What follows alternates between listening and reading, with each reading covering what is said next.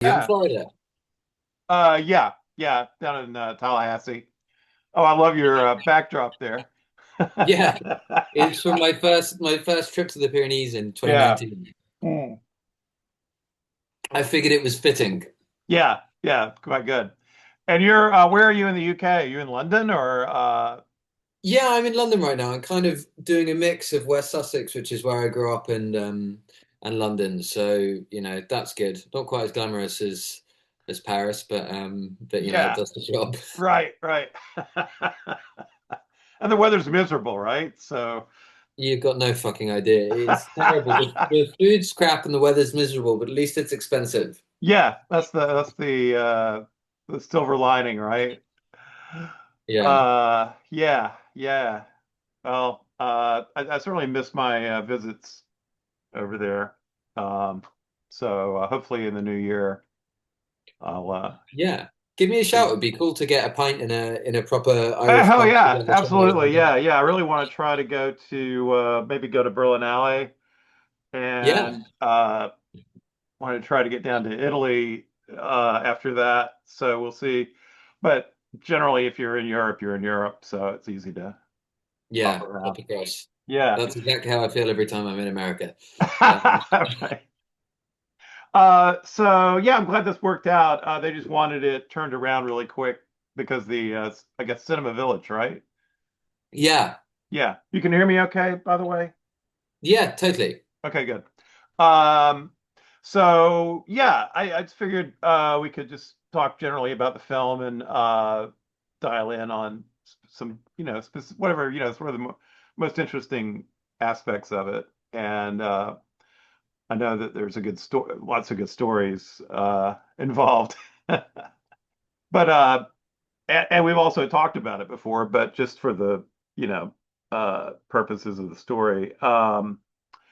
Was gonna just start off by asking you, how you just the background on how you found yourself spending all this time in the Pyrenees with these grumpy shepherds. Absolutely, yeah. So it's kind of a roundabout thing. I went to stay at an environmental commune in the west of England in probably about 2017. hmm Um, that was a place that produced all of its own food. It's recently become defunct, very sadly, called Monkton Wild in hmm Dorset. And so I was staying there, making a short film, and I was interested in going somewhere like that because obviously I have quite a lot of, as most people do, I think, environmental anxiety. And it was quite attractive to me the idea that there were some people kind of trying to revive traditional farming methods and trying to close the circle of food production and only eat what they could make. And whilst I was there, I met this guy, Simon Farley, and we ended up discussing rewilding quite a lot. And he turned me on to two things. One, the fact that in the Pyrenees, they have this ultra traditional zero industrial inputs style of farming called the transhumance, whereby the people of the region will spend all of the summer in the mountains, kind of traveling from one cabin to another to free range their sheep. hmm Uh, I thought was very interesting. There's nothing left like that really in the UK anymore at that scale. And also that bears had been reintroduced there and that they were killing a lot of these sheep and that people were very kind of angry, I suppose, but also very French in their reaction, in as much as people were kind of burning police cars and poaching bears. That just seemed, very, very dramatic. And I was immediately very interested because it was a conflict in which I could kind of understand the both sides of the argument pretty well and empathize with both sides of the argument, which I think is quite rare. hmm You're kind of on one side or the other. So that just really got me thinking. But I had a big issue at the time, which was that I didn't speak any French, which kind of got in the way initially. And eventually, my very good friend Leo Temple said to me, "Look, Max, you've been talking about this subject for a couple of years because I kept rabbiting on about it. I kept researching. hmm I speak French. Why don't we instead of going hiking in the UK, what for our summer holiday, why don't we go hiking down in the Pyrenees? We'll drive there and I can translate for you and we'll see whether or not this is something you really want to do. And we went and I just fell totally in love with the area and Hmm. decided to put anything else in that I was doing and go do this for real. Um, I mean, you, how many years were you kind of embedded? I don't know what the word is, immersed, in residence. I mean, you pretty much lived there, right? Yeah, I totally fully lived there because I had one, it was COVID when we first went, so there was a limit of where, how much traveling you could do anyway. Yeah. And secondly, I had maybe we won't go into it, but I couldn't leave the region due to sort of a passport issue. So I was there full time for 2 years. I Oh, think great. for Christmas 1 year, and I left to have a brief week-long trip with my friends in the Spanish Pyrenees. Uh, but other than that, I was in the region full time for 2 years. Mhm. So, I guess was it, you know, all kind of a process of discovery, you know, getting to meet all the different persona in the film. I mean, at what point did you realize you sort of had a story or had, how long did it take for things to kind of coalesce? I mean, I think we'd always had the idea that this was going to be a verite film, and I always had the ambition that it would be a pure verite film with no interview. Hmm. Uh, and I guess we wanted to do that because it's one of those subjects that could become quite academic quite quickly, and quite kind of theoretical. And I guess it's quite hard to care when something's theoretical. So we wanted to have kind of to cast characters who actually had lives that intersected with this issue, and who would have kind of a journey with this, I guess conflict you call it, on both sides, rather than just people who had kind of opinions about it. And so that really informed the way that we were able to go about it, and meant that we had a really long casting process. I think we probably met about 500 people, and we didn't meet Eve until I'd been living there for 6 months, Hmm. who's protagonist of the film.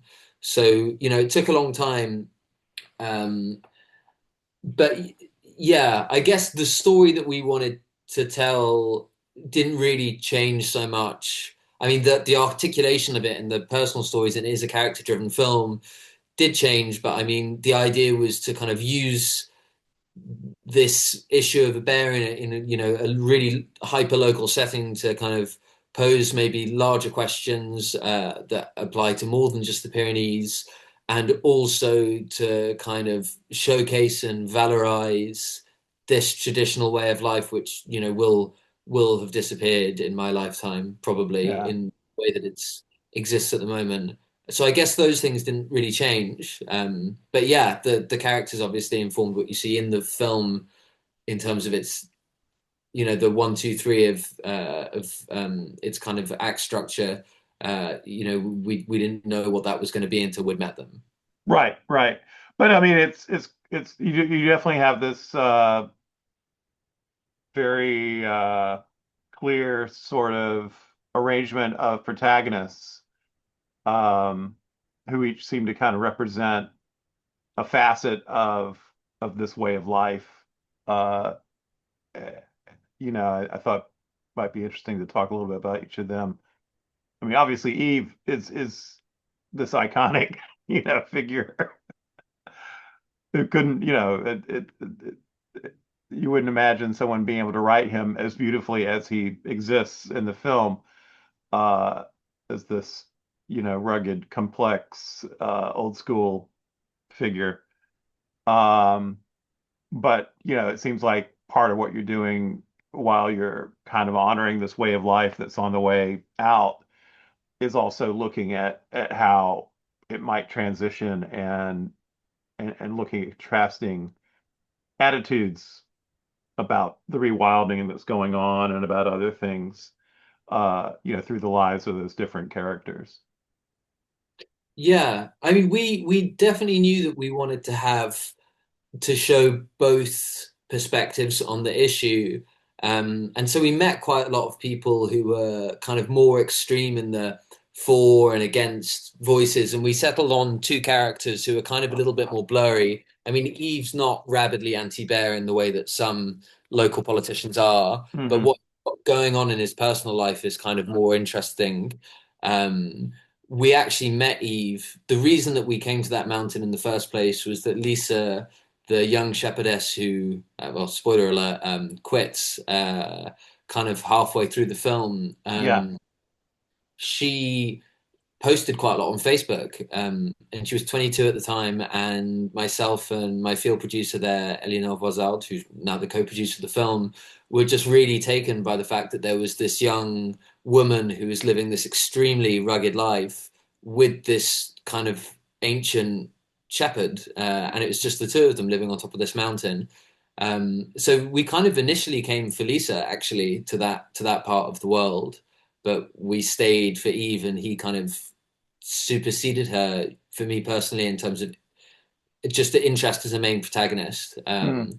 because he's someone who, he's a man of not many words when he's not had a drink, but you can always see there's quite a lot going on under the surface. He's an incredibly sentimental person, and there are there are things that are really plaguing him, I think, in terms of where he's at physically and also where his culture's at in terms of knowing that it's kind of at the end of the road.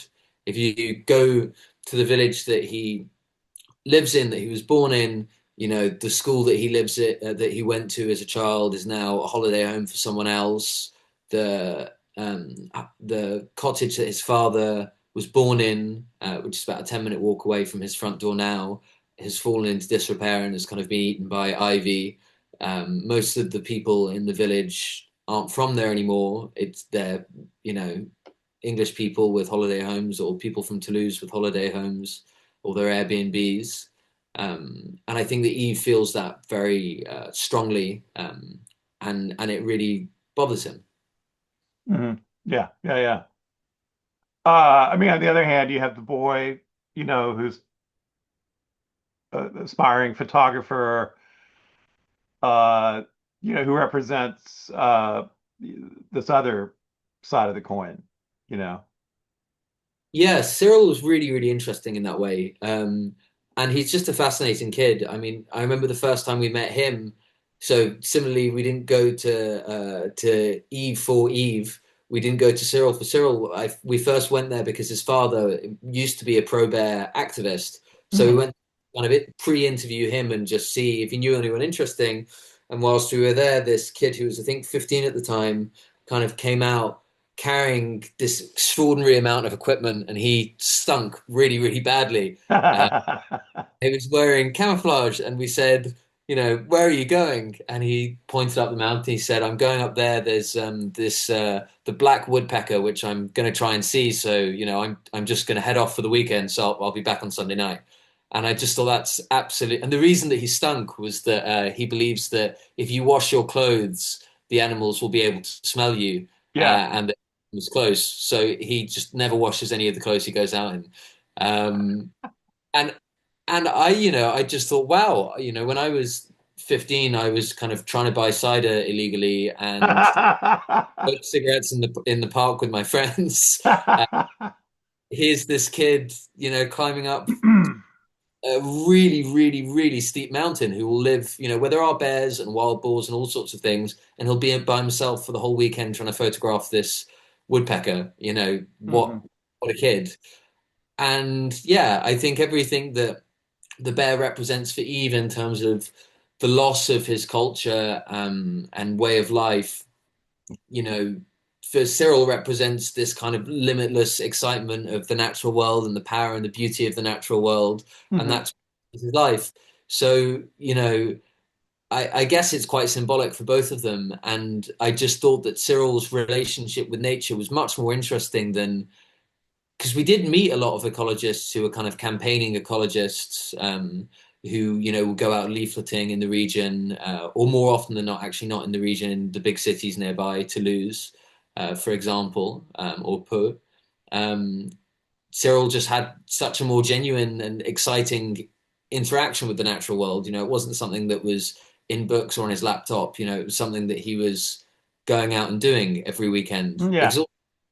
and that just felt so romantic. And his relationship with his mother also seemed so special. She's this really gruff farming woman who's got everyone in the village licked. She's kind of the head honcho in that part of the world, and she really wanted him to become a shepherd, and he didn't want to become a shepherd, and that was interesting to us too. So yeah, I guess both him and Eve were interesting for their position around the bear, but also have a lot going on in their lives outside of that, which is, I suppose, what the film ends up being about more than the rewilding in the end, really, once you've spent all this time with these characters. Yeah, right. But when you get down to the rewilding, it was interesting what you had to say, I think probably in Camden, about uh, the sort of top-down regulatory thing from the French government, where these people in Paris who, have no connection at all to this way of life are imposing something uh, on people who actually have the greatest respect for the earth and you know live a very rooted I don't know, ecologically aware life, you know. Uh and just that kind of I don't know if it's an irony or hypocrisy or something, but just the idea of that being kind of violated in a way, even though the I guess the intention is to uh put things back the way they were originally. I don't know. It's kind of a convoluted question. I'll have to simplify for print, but Yeah, no, but it's a good one. I mean, that I think that really is the joke of this whole thing is somehow you have ecologists pitted against people who live this deeply ecologically respectful lifestyle. Eve probably is never further than 7 or 8 kilometers away from where he lives. He doesn't mm. really drive. He never leaves his valley. The joke that is always made is he knows every animal that he eats. Um, there are no industrial inputs in the way that they're farming whatsoever. So it is a deeply respectful and very, very old way of life. The first evidence of the transhumance, which is this passage into the mountains, is about 6,000 years old in cave paintings. People have been doing this in the Pyrenees for 6,000 years. Mm. Uh, it is a really ancient custom, and anyone who lives in any city, regardless of what their politics are, whether they eat meat or not, is probably living a much more environmentally harmful life than Eve is, or Yeah. than any farmers are leading. So it's very strange that, and I think kind of tells you a lot about where we are politically on a lot of levels at the moment. That these farmers absolutely hate ecologists and feel that ecologists have got it out for them, and that they're worlds apart in terms of their view on things, and that ecologists similarly attack someone like Eve and these traditional lifestyles. Yeah, really sad too. I'm just curious if where are things to have things gotten where have things gotten to now in that situation? So interestingly, I was speaking to Cyril, the photographer, um, probably about a week ago on the phone, and he was saying that there are bears now where there were never bears before, where he lives in Sierre de Luchon, which is just on Uh-huh. the side of it's just one valley over from where Eve lives. Um, and he was saying that they've been spotted kind of near the towns, and they're coming much, much closer to people. Um, it depends on where you are in terms of what the damage is for livestock. Some years there'll be a huge amount of activity on one kind of mountainside and there'll be a lot of damage, and the next year there's nothing. So it's still kind of varying like that. But in terms of the politics in the region, I think that not very much has changed. These camps are so entrenched and so opposed. I don't think that there is really much space for a dialogue that shifts uh, this conflict. I don't think that there's any more acceptance in the farming community, and I don't think that there's any more acceptance in the ecological community of the opposing opinion. Yeah. I want to talk to you a little bit about just the visual aspect of the film, which is obviously, quite stunning. Uh, you know, I was kind of struck by the amount of physical effort required.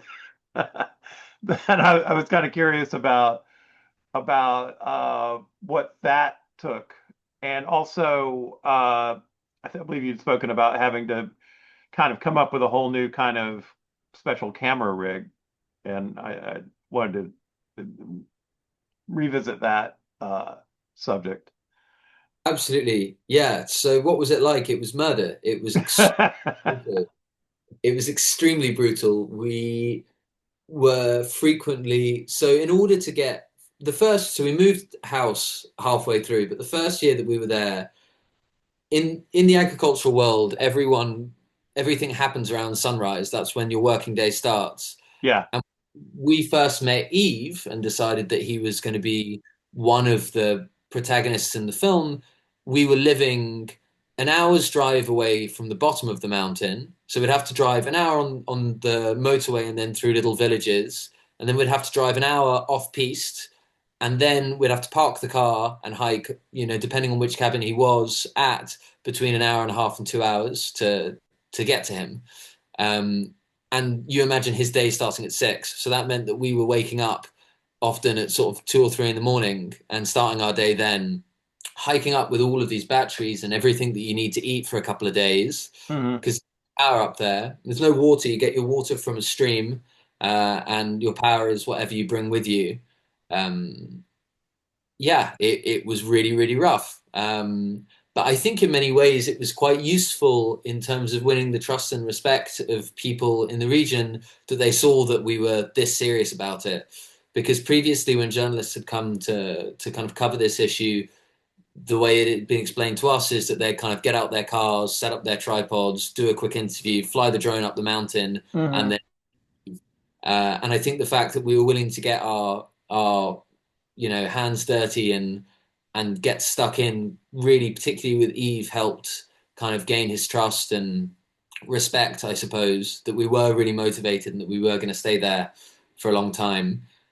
There was another mountain that we had started filming on called Montrouge, which How do you spell that? uh, Rouch, Oh, and okay. Mountain, so Montrouge, I guess, in English. Yeah. Uh, And very fortunately, we stopped filming there, not for physical reasons, but they have 7 different cabins, and the furthest away one is a 6 hour walk, including where you have to climb around the side of a cliff for about 20 minutes. Oh, great. You know, so very fortunately, we didn't end up keeping up with that group of farmers. It could have been a lot worse. There was one moment I remember where we'd gone with the Efferocher, who are the bear scarers. Oh, And what? How does that? I don't know if my my translating device, my transcribing software will pick up that French word. Efferocher is spelled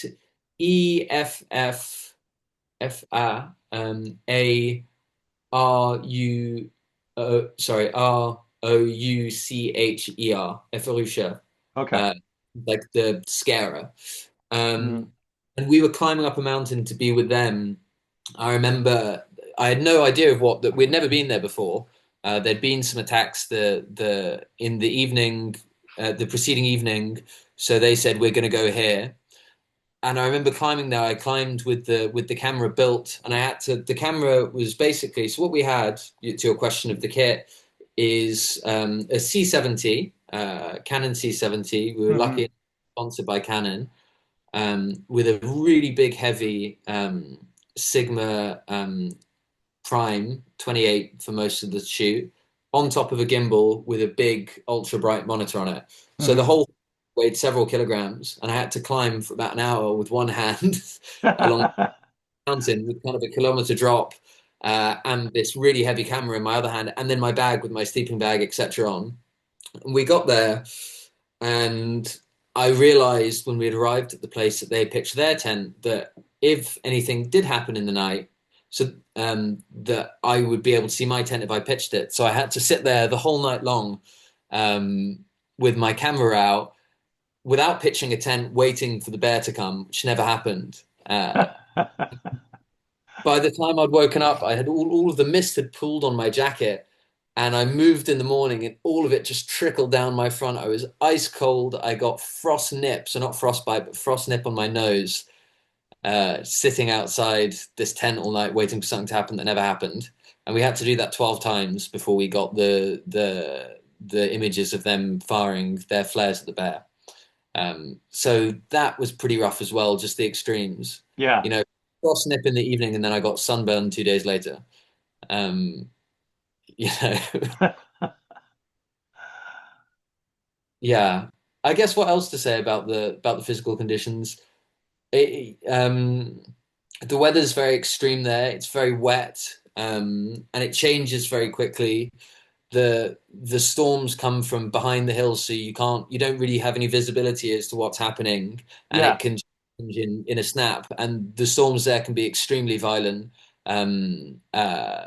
They're some of the most dramatic I've ever seen. And it wasn't just me there. There were three of us in total. There was myself, our co-producer Eleanor Voisard, and our cinematographer Clement. And most of the time, we would be shooting by ourselves. And it's just, we were monitoring all of the audio on the camera. There was no sound engineering through the whole Yeah. thing. And if you want to get ahead of Eve to get a shot of him climbing up something, that means you have to climb at double his speed, but carrying probably double his weight, and then turn around and capture him. So, it was exhausting. And I'm really thankful to Eleanor and Clement for being so tough in being able to put up with those conditions, because I think a lot of people just wouldn't have done it. Yeah. Uh, yeah. Is that what you need for that section? I I'm I sorry. think so, yeah, but I was also going to ask you what you think doing all that. I mean, how do you think that maybe made the film better or what did you get back in exchange for all your uh suffering? I think that I just don't think we'd have been able to shoot this in any other way. you know, if we'd have had a sound engineer, there's no way that we would have been able to be, because the other part of this, outside of the physical thing of, if I have to run for 5 minutes to go set up a shot and I turn around and the sound recordist is in it, that obviously is not sustainable. But the second thing is we were there for 2 years of these people's lives, and we were there the whole time. And when Hmm. you see any of these portraits of Eve, that's shot on a 28, which means that the camera is this far away from his, it's really close to him. Yeah. So if we'd have had a larger team, I think that would have been, it was already very invasive. I think I would have found it hard to put up with us, let alone ask even Cyril to do so. So I think that keeping it to pretty much most of the time, I'd say in the sequences that are in the final film, I'd say about 70% of them were shot with one camera, and that's just the way it had to be. Um, I also think that actually taking the time to live with people and understand their concerns and the way that they felt, um, rather than arriving with an idea of what this conflict looked like and what these lives Right. look, was kind of felt very important from the get go, and I think is a criticism that often people had of the things that have been produced, which were mainly journalistic previously about this issue. So yeah, I think really spending the time to be there with them. I'm not French. As I said, I didn't speak any French before I arrived in the Pyrenees. I had to learn to make the film. I'm not sure if I would have had the right to tell this story if we didn't go through that and really kind of live it with them. Yeah, yeah, definitely. What else was I going to ask you? What? Oh, that beautiful, beautiful final shot. I think I remember you had a story about that too. Of the sky covering over. Yeah. I mean, the story for that was just we hiked up and the weather changed. So maybe I had a better story about something else. Oh, I mean, he's sitting there in the chair, I think. Yeah, so he's sitting there. I mean, that was just it's not me who filmed that last moment. That was Clement. Yeah. I'm not sure that I have a good story about that. I think it must Oh, have been okay. something else. Um, yeah, Something about it was just capturing this right moment where the light was a certain way, I think. Uh, oh, it's the moment that the sun. So I think yeah, it's just in the kind of. I'll try and explain this as well as I can. The we kind of were playing with the fog and with light throughout the film, and trying to give. I think a lot of the time the weather is representing the bear, or more broadly the natural world. So, for example, in Eve's bear attack sequence, it's also a lightning storm. Earlier on in the film, most of the time when the mist is coming, that's accompanied by a score, which is kind of representing the bear and this very real psychological effect that it has on you when you're staying up there. mhm. Uh, and so we kind of thought at the end of the film we wanted. Steve, I'm not going to be able to explain this very well. It's just the way that the light changes on his face Yeah, yeah, yeah. with his expression, which we found very moving, and we knew was how we could finish the film with this. The Hmm. dying light and Eve being the last person of this tradition or standing in for the end of this tradition. It seemed very beautiful to have this moment where he was genuinely reflecting on his life, and we were filming it for the weather to change and for the sun to be covered over, and you see that cloud passing over the sun and the light passing over his eyes. Uh, I'm not explaining it very well. That's okay. You had a really good, I don't know, I just remember in conversation, it was very eloquent, but it's okay. I'm less eloquent, Steve. What can I say? Great. I mean, I think that gives me a lot to work with. But also I can follow up with you like tomorrow or something if I have gaps. Uh, Cool. Also realized I've got a director's statement I wrote quite a while ago, oh, okay. which I could maybe send over to you in a Yeah, press pack. sure. Yeah, some of that would just be interesting for background and stuff, and if maybe it might suggest another question or something. Um, I'm trying to Yeah, think. Yeah, it's more about, because people always ask why did you want to make this movie? And I guess it's like trying to it's not very long. It's about 500 words, I would think, yeah, but it's trying to kind of make the case for this film outside of just the bear. yeah. The other thing, if you want any, I can send you or explain to you now some kind of like production anecdotes, or I mean, I don't know what you want to do with it. So you just going to write a straight review, or It's just going to be like a Q&A, so I'm just going to edit all this down. Uh, so I don't know. I mean, if there is a particularly colorful, like what sort of anecdote do you have? Do you think I, of? I mean, one of the ones that would be nice maybe to give you for print, just 'cause it's a good one, is the first night Eleanor and I slept up at Eve's Mountain. Okay, Uh, yeah. so that evening we'd hiked up, we'd met Eve and we'd met Lisa, and we pitched our tent because initially we were just staying in tents at the place where the flock was sleeping. Hmm. And we woke up, I would say, probably about midnight to the sound of these bells kind of ringing. And then that grew louder and louder, and we could hear all of the sheep start running, and we could hear the dogs barking, these enormous white dogs, the patus they've got to scare away. You can see them in the picture here. Yeah, To yeah. scare away the bears started barking. So Eleanor and I got out of the tent, and we were quite worried. and we shone our head torch, and we could just see this pair of eyes, probably about 200 meters away from us, coming down the hill. And the dogs were barking, and we shone our torches and we shouted a bit, and we convinced ourselves that it wasn't the bear. Yeah. And the day we woke up and we went over to where it had been, and we found these dinner plate sized footprints. So it had been right there.